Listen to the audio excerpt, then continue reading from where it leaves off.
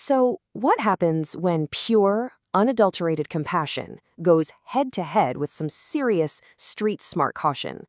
Well, today we're going to dive into one of the most dramatic traps from the classic Chinese novel, Journey to the West. This is a story where a simple act of kindness, well, it could lead to absolute disaster. All right, just imagine this for a second. You're walking through this thick, kind of spooky forest, right? And suddenly, you hear a kid crying.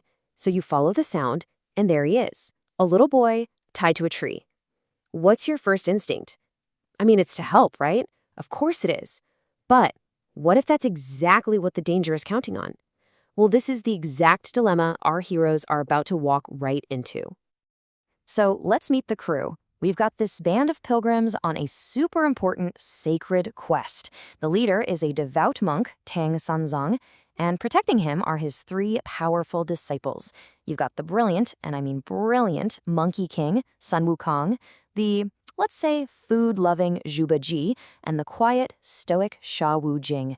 And yup, it's this unlikely group that stumbles upon that crying kid in the woods.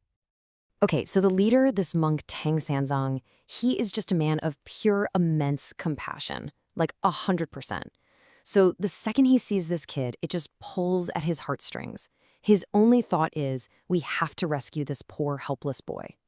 For him, it's simple. He sees an innocent kid who needs help, period. But then you have his number one disciple, the Monkey King, Sun Wukong, and he sees something completely different. See, he's got these fiery golden eyes, which is basically a superpower that lets him see through any kind of demonic illusion. So his instincts are just screaming, trap, trap, trap. He's not seeing a kid at all. He sees a devil in disguise, and he is ready to pounce. And boom, right there, that's the setup for a major conflict inside the group. It blows up into this huge, heated argument. It's really a test of trust, isn't it? You've got the super kind-hearted master on one side and his supernaturally perceptive but, kind of cynical disciple on the other. I mean, this is where you really see their two totally opposite worldviews just smash into each other. For Tang Sanzang, it's simple. This is a moral duty. It's an act of mercy. But for Sun Wukong, no way. This is a clear and present danger, a one-way ticket to disaster. It's really the ultimate clash of faith versus skepticism. And it kind of makes you ask a deeper question, right? Is compassion without wisdom actually a good thing? So Tang Sanzang is just absolutely horrified by Wukong's aggression. I mean, from where he's standing, the Monkey King is about to attack an innocent kid. So he immediately yells at him to stop, to stand down. He's basically questioning his disciple's entire moral compass. And, just to make things worse, in comes the other disciple, Zhuba, the pig guy. Now, he never, ever misses a chance to stir the pot and undermine his rival, Sun Wukong. So he chimes in, taunting him, siding with the master. He's basically like, oh, I think our big, strong senior brother is just scared of monsters. And just like that, Sun Wukong is completely outnumbered. Can you imagine? He's trying to save everyone from a disaster he can literally see. But his master thinks he's cruel, and his buddy is calling him a coward. You can just feel his frustration absolutely boiling over. He's totally alone in this. So yeah, he's defeated. Overruled, Wukong has no choice but to do what his master says. He goes over, and you can just picture him reluctantly untying the child. And click. Just like that, the pilgrims have walked straight into the demon's perfectly laid trap. And this is where we see just how brilliant this demon's plan really is. It just unfolds step by step. Step 1. Deception. He spins this totally convincing sob story. Step 2, persuasion. He plays on the monk's sympathy, gets them to lower their guard. Step 3, exploitation. The second he's close enough, whoosh, he summons this magical whirlwind, blinding everybody with sand and rocks.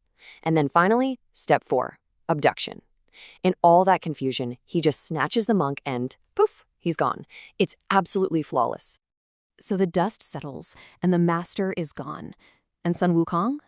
Oh, he is furious. He's stamping his feet, just filled with this rage, and that awful feeling of being right all along? I told you so. He tried to warn them, he told them exactly what was going to happen, but nope, they just wouldn't listen. And now they've got to deal with the consequences. Wukong's fury is just off the charts. He takes his staff and just slams it into the ground, and this summons a terrified local earth god. Wukong demands an answer, like right now. Who is this demon? It's time to finally find out the true identity of this holy infant king.